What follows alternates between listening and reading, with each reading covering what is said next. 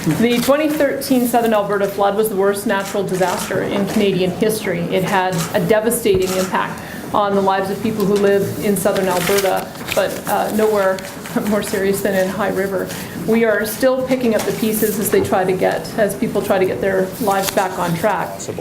And so how are we going to make this happen? Well, the first thing that we're going to do is that the government is going to increase the advances that will be made under the disaster recovery program to 90% of funding for those remaining 2,000 applications. So the advances will increase from 50% to 90%. Let's talk about the resources that we will need in terms of case management and case workers. Case workers will be working hard on all of the remaining cases. This means that our intention is that applicants will have their dollars in hand by this summer. And I would stress that our intent is to accelerate payment, to accelerate reconstruction, and at the same time to be responsible with the expenditure of taxpayers' dollars. And so that is understood.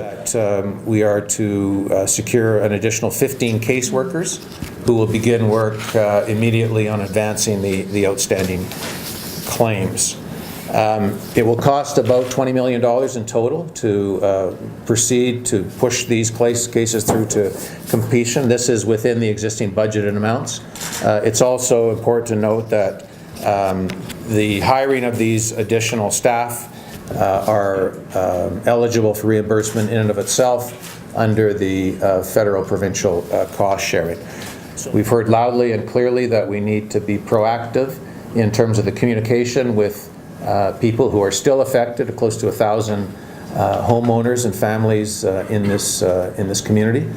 And we've also heard for the need to be proactive and to have a case management approach on each one of these outstanding cases, so people will actually have a caseworker working with them to try to accelerate the completion of the claim. Today's announcement means a lot to me, and I know it means a lot to the people of my constituency who've had to overcome so many challenges since the flood.